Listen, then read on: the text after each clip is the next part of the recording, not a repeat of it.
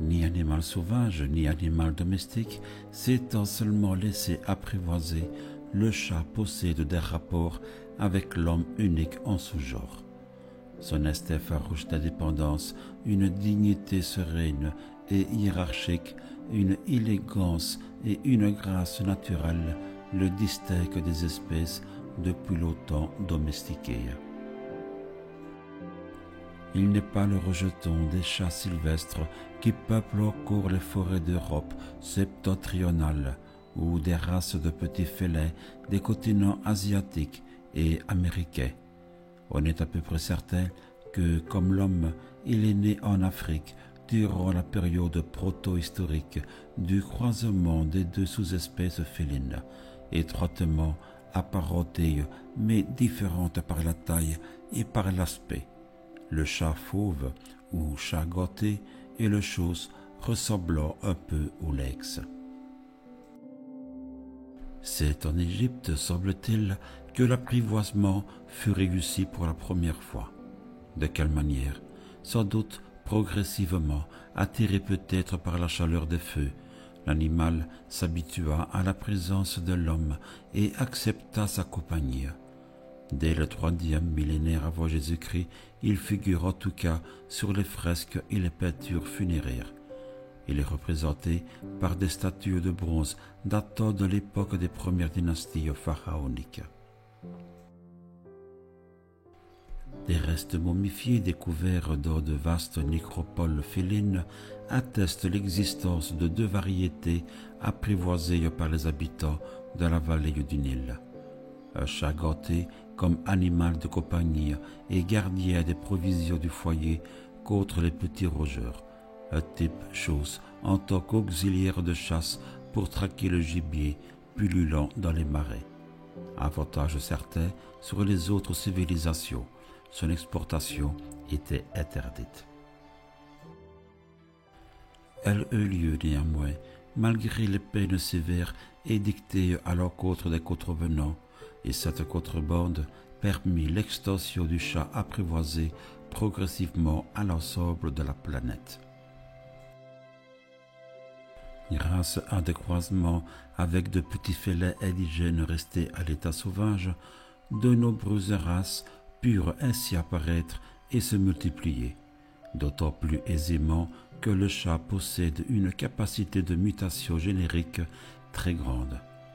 Apparié en Asie occidentale au chat sauvage des steppes, le chat d'Égypte serait à l'origine des variétés à poils longs, angora ou persan.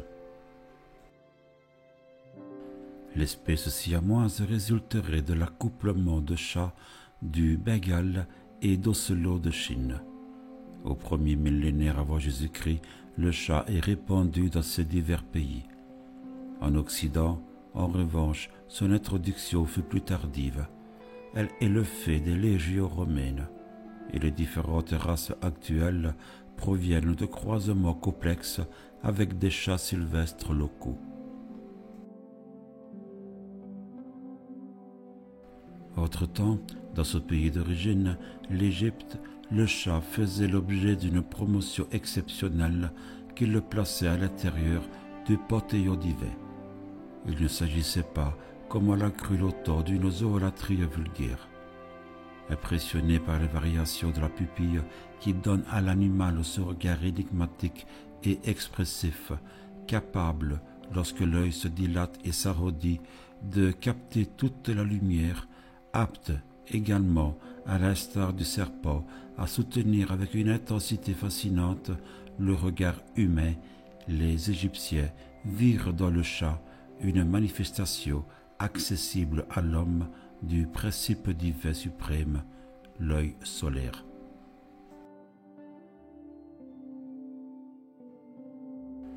De façon très significative, ils avaient d'ailleurs donné au chat le nom de Mu, terme signifiant également œil dans leur langage.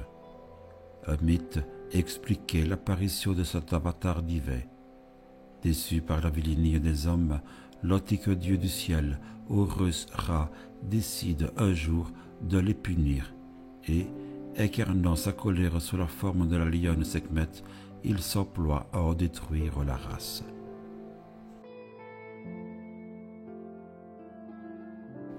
Mais, accessible à la pitié et accordant son pardon, il décide d'arrêter sa fureur vengeresse et transforme Sekhmet, par la puissance de son verbe, en Bastet, la chatte, et, dégoûté de tout, se retire au ciel, laissant aux divinités émanées de lui, plus neuves et plus compréhensives des imperfections humaines, la charge de conduire désormais le monde.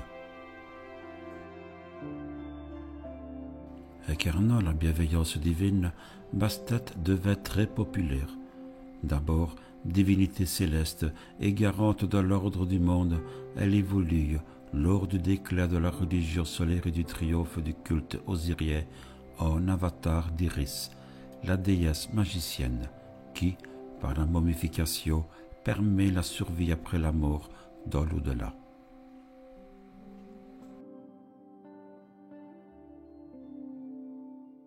Ces dévots avaient à cœur d'embaumer à leurs frais tous les chats qui étaient sa manifestation visible. Une seule métropole, celle de Beni Hassan, a révélé la présence de plus de 3000 momies félines, une bonne partie ayant été d'ailleurs perdue. Les Anglais, qui ne savaient pas de quoi il s'agissait, ayant expédié par bateau entier ces restes dans leur pays natal pour être utilisés en tant qu'engrais. Selon le témoignage d'Hérodote, les fêtes annuelles de Bastet se déroulaient en mai dans le grand temple de Buspatis, dans le delta. Elle comptait parmi les plus importantes des cérémonies religieuses de l'Égypte et attirait des dizaines de milliers de fidèles, venus en barque des provinces les plus lointaines. Sur tout le trajet, et notamment à chaque halte, se formait une gigantesque sarabande, la foule s'adonnant à la danse rythmée au son de la flûte, s'enivrant de musique et de vin et se livrant au débordement sexuel. Le sens de la fête est clair. Il s'agit d'un rite de rénovation périodique du monde, la victoire des forces de la vie sur la mort, du printemps sur l'assouplissement de l'hiver. D'élément ordonnateur du monde, le chat devient donc une représentation exclusivement agraire de type orgiaque qui caractérise le culte déclinant de Bastet. C'est ce qui explique peut-être l'hostilité qu'allait éprouver par la suite le christianisme à l'égard du paisible félin.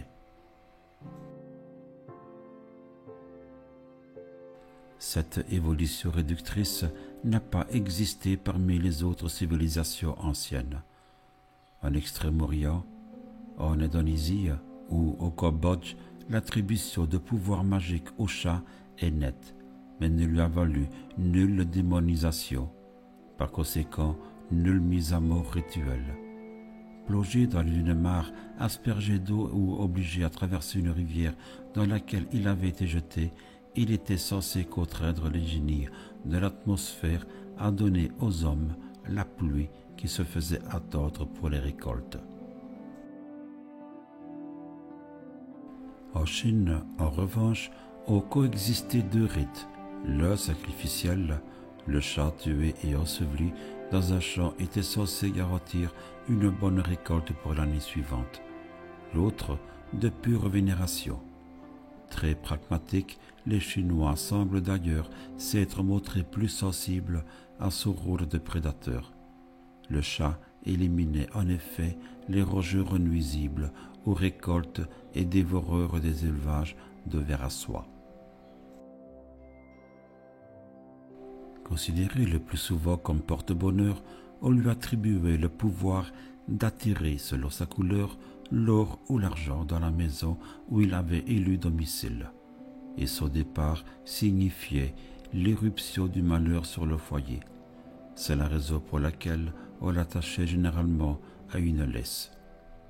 capable d'ouvrir les catastrophes naturelles par son agitation ou le simple clignement d'un de ses yeux, il était à la cour impériale l'objet des observations attentives des devins et de mages attachés à sa personne.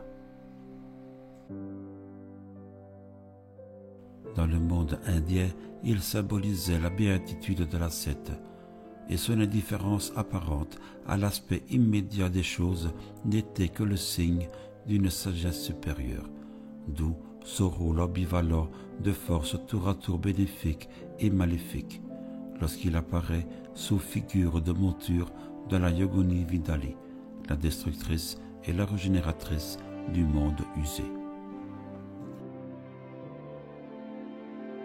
Outre ce rôle utilitaire d'exterminateur des rats et des souris, il fut en Occident antique particulièrement attaché à la fonction guerrière. Certaines cohortes de légionnaires romains allaient au combat sous les couleurs rouges ou vertes. Les peuples germaniques, notamment les Suèves, les Vandales ou les Burgondes, brandissaient en revanche des étendards portant un chat noir sur fond d'argent qui symbolisait la liberté. Mis à part le Talmud qui prête au placenta de Châtenoir le pouvoir de faire voir les démons à celui dont on frotte les yeux, peu de traditions anciennes ont diabolisé le félin familier à l'homme. Les Celtes estimaient qu'au travers l'œil du chat, les filles observaient le monde terrestre. L'islam a pour lui un préjugé favorable en souvenir de l'amour que le prophète éprouvait pour cet animal. Il courait d'ailleurs au début du siècle, en Turquie, une légende naïve mais ravissante, illustrant les sentiments de Mahomet à l'égard du chat, auquel il a donné la préférence sur les femmes en le mettant dans le paradis, d'où il laissa exclure.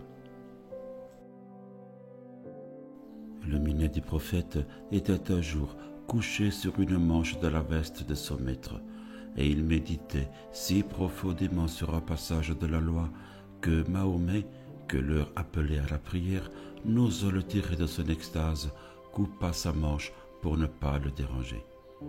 À son retour, il trouva son chat qui revenait de son assoupissement extatique et qui, voyant sous lui la manche que Mahomet avait coupée, reconnut l'intention de son maître pour lui. Il se leva pour lui faire la révérence, dressa la queue et plia son dos en arc pour lui témoigner plus de respect. Mahomet, qui comprit à merveille ce que cela signifiait, assura au saint homme de chat une place au paradis. Ensuite, lui passant 3 fois la main sur le dos, il lui imprima par cet attouchement la vertu de ne jamais tomber sur cette partie. De là vient que les chats retombent toujours sur leurs pattes. Explication de leur agilité proverbiale dont l'ingénuité fait évidemment sourire. Grâce divine ou simple héritage génétique, la jante féline allait toutefois avoir un sérieux besoin de cette faculté pour survivre au malheur qu'il faut dire sur elle lors de sa démonisation après l'an 1000.